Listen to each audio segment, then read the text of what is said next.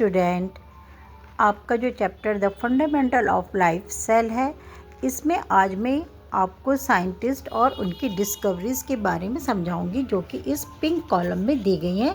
इसको मैंने एक थोड़ा सा ग्राफ बना करके समझा रही हूँ। आप इसे इस तरह से देखो, ये समराइज़ करा हुआ है, बिल्कुल छोटा सा लिखा है, आपको इजीली समझ में आ जाएगा। सबसे पहले हमारे साइंटिस्ट थे रॉबर्ट हुक।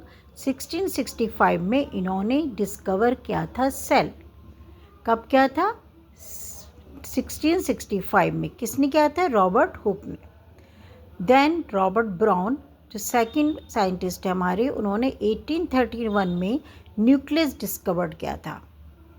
सेल के सेंटर में जो है वो न्यूक्लियस है। यदि आप बुक में देखोगे तो ये आपका सेल का स्ट्रक्चर दिखाया हुआ है पील ऑफ ओनियन पील में, और इसमें जो बीचों बीच सेंटर है वो आपका न्यूक्लियस है। इसको डिस्कवर करा था सेल के अंदर रॉबर्ट ब्राउन ने। बहुत इजीली आपको याद हो जाएगा। रॉबर्ट हुक सेल स्ट्रक्चर दिया था उन्होंने, और रॉबर्ट ब्राउन ने न्यूक्लियस। इसके बाद आते हैं लुईन हॉक। 1674। लुईन हॉक भी एक साइंटिस्ट हैं जिन्होंने कंपाउंड माइक्रोस्कोप बनाया। पहले इन्होंने जो माइक्रोस्कोप था वो सिंपल था, उसमें थोड़ा मॉडिफिकेशन करे, उसे कंपाउंड माइक्रोस्कोप बनाया, और जो पॉन्ड वाटर है उसके अंदर उन्होंने माइक्रोस्कोपिक लिविंग ऑर्गेनिज्म देखे, जो हम नेकेड आइज से नहीं देख सकते थे।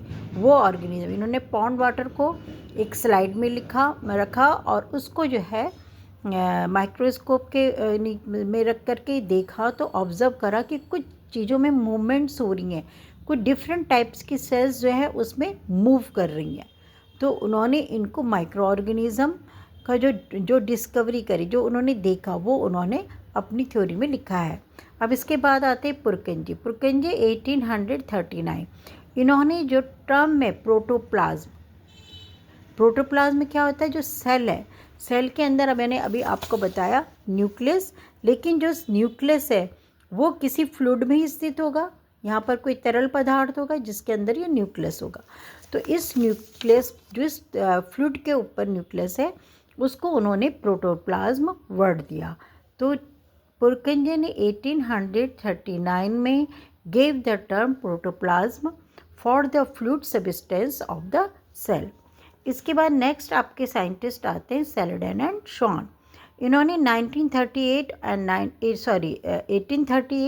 1839 में इन्होंने सेल थ्योरी दी, और इन्होंने बताया कि जितने भी लिविंग ऑर्गेनिज्म हैं, चाहे प्लांट्स हैं, एनिमल्स हैं, ये सब सेल से बने हुए हैं, and cell is the basic unit of life. और इन्होंने ये थ्योरी दी कि सेल जो है वो बेसिक यूनिट ऑफ लाइफ है।